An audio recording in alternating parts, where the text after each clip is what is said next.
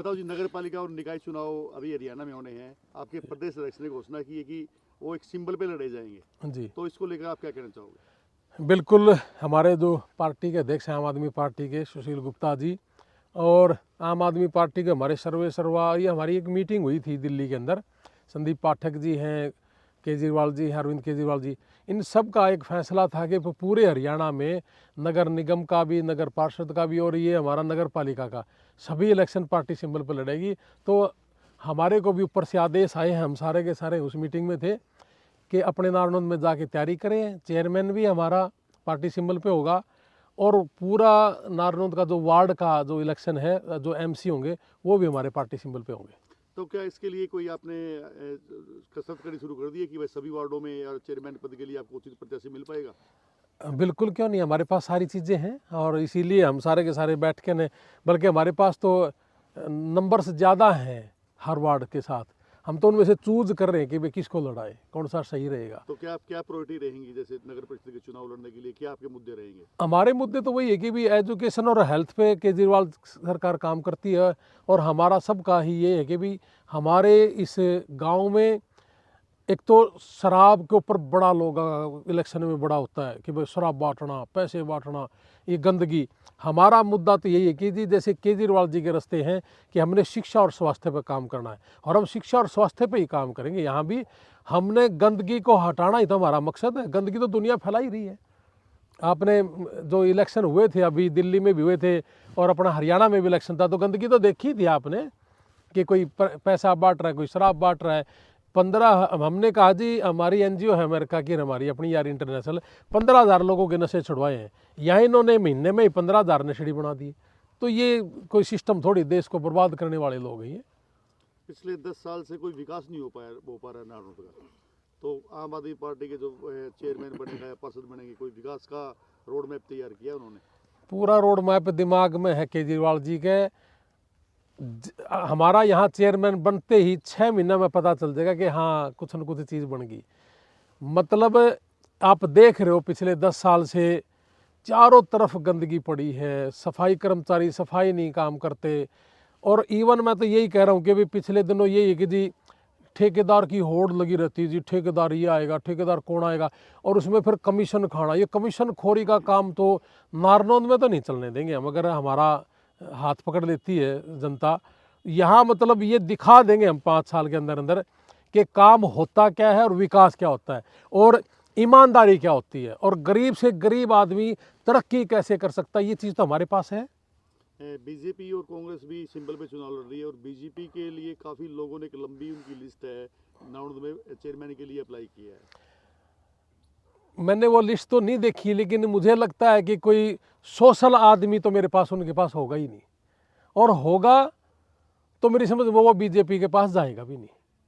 और रही बात कांग्रेस की, कांग्रेस के पास तो जिला अध्यक्ष भी नहीं है, हल्का अध्यक्ष भी नहीं है। ये जस्सी बना है, ये कितना पार्टिसिपेट करेगा आने वाला समय बताएगा। लेकिन मैं तो इन सारे ने कहूँ कि आओ भाई, अच्छी बात है, जो सा भी अच्छा काम करेगा हम तो उसका स्वागत करेंगे। लेकिन हमारे जो मुद्दे हैं ना, इनके मुद्दे पूरा हरियाणा देखता है, पूरा हरियाणा जानता है। पहले भी कांग्रेस का राज रहा है, अब बीजेपी का राज भी देख लिया। एक बार नारनौंद की जनता हमारे आम आदमी पार्टी के चेयरमैन को भी मौका दे के देखे। 5 साल के अंदर ही पूरे हरियाणा में ये पता चल जाएगा कि चेयरमैन होता क्या है और वो काम कैसे करता है।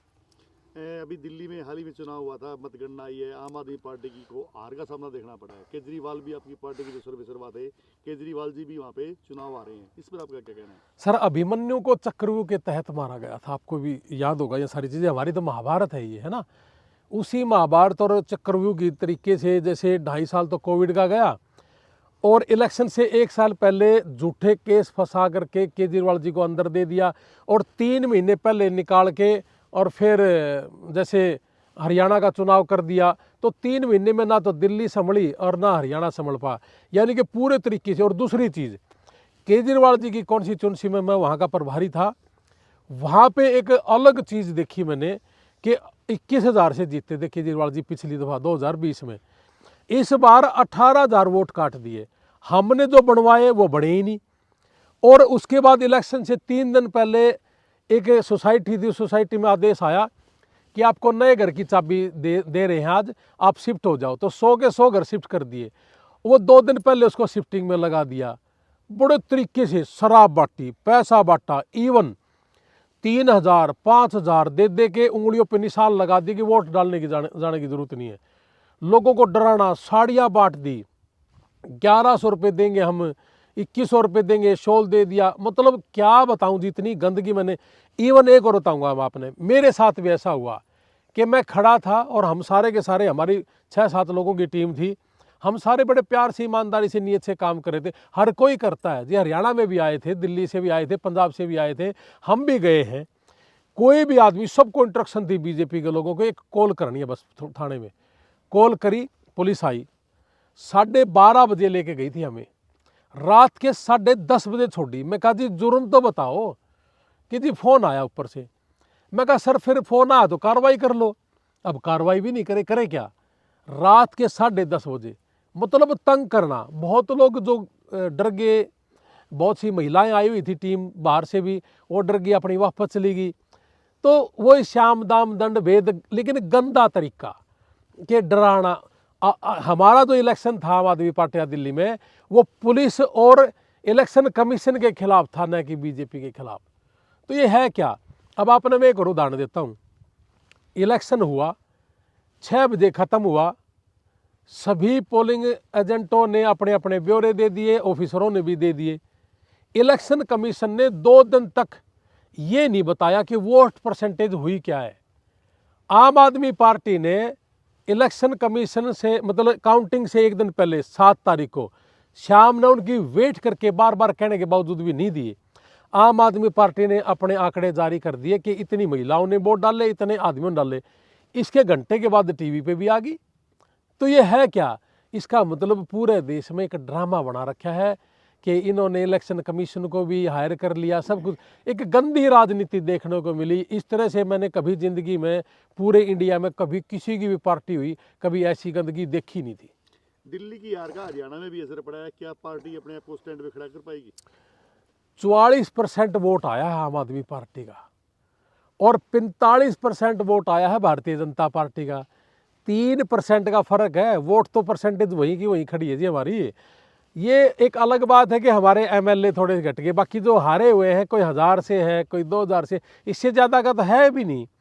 और साथ में मिल ली इनके कांग्रेस भी, और कांग्रेस के कैंडिडेट उतार दिए, उन्होंने भी वही पैसा और गंदगी करके कहीं 4000 वोट ले लिया। शीला दीक्षित का बेटा के 4000 वोट आई हुई है। गंद खंडा रखा था इनने भी, कितने वो लगा दिया कि भी सीवर लगा दिया, इनको हम यहाँ चेक कराएंगे, खाना खिलाएंगे, बड़ा ड्रामाबाजी के जी, हम इनको नौकरी लगवा देंगे लालच में दे के। यानी कि अब की बार तो कांग्रेस भी और बीजेपी भी दोनों मिली हुई थी।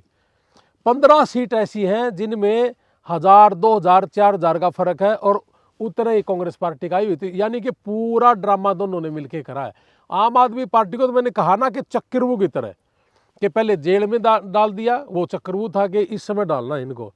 और फिर कोई केस था ही नहीं, सुप्रीम कोर्ट ने, सब ने कहा जी, ईडी ने भी कर लिया, सीबीआई ने भी कर लिया, तरीके से करते रहे कि अब ईडी करेगी कार्रवाई, फिर सीबीआई करेगी कार्रवाई, सबसे क्लीन चिट भी मिल गई।